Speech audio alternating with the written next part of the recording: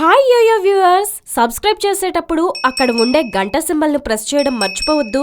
అప్పుడే మీకు any time updates notifications వచ్చేస్తాయి. ఉత్తరప్రదేశ్ ఎన్నికల్లో కుల సమీకరణాలకు ఉన్న ప్రాధాన్యం అంతా ఇంతా కాదు.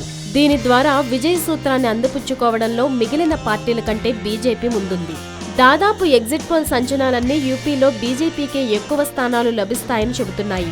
ఈ నేపథ్యంలో కమలనాథుల విజయ సమీకరణం ఆసక్తి రేకెత్తిస్తోంది. ఈసారి ఎన్నికల్లో యాదవేతర ఓబీసీలను, జాతవేతర దళితులను బీజేపీ లక్ష్యంగా చేసుకుంది. ఎగ్జిట్ పోల్స్ అంచనాల ప్రకారం చూస్తే ఇది తిరుగులేని అస్త్రంగా నిలిచినట్లే లెక్క.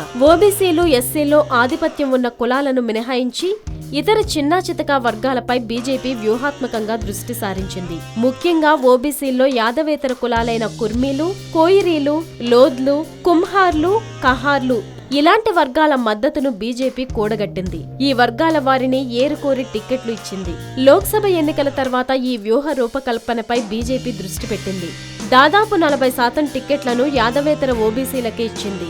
బీజేపీ మిత్రపక్షాలకు ఈ వర్గాల్లో కొంత పట్టు ఉండడం కూడా దీనికి కారణం. 2014 సార్వత్రిక ఎన్నికల్లో యాదవేతర ఓబీసీల్లో 60% మంది బీజేపీకి ఓట్లు వేసినట్లు సిఎస్డిఎస్ అనే సంస్థ అంచనా వేసింది. శాసనసభ ఎన్నికల్లోనూ ఇదే వైఖరి కొనసాగిందని భావిస్తున్నారు. జాతవేతర ఎస్సీలు చాలా కాలం నుంచి బీఎస్పీకి అండగా ఉంటున్నారు. వారిలో 45% మందిని బీజేపీ గత సార్వత్రిక ఎన్నికల్లో తన వైపు తిప్పుకోగలిగింది. బ్రాహ్మణులు, రాజ్పుట్లతో పాటు ఓబీసీ, ఎస్సీల్లో పలు వర్గాలను తన వైపు తిప్పుకోవడం ద్వారా బీజేపీ పాచిక పారినట్లయింది.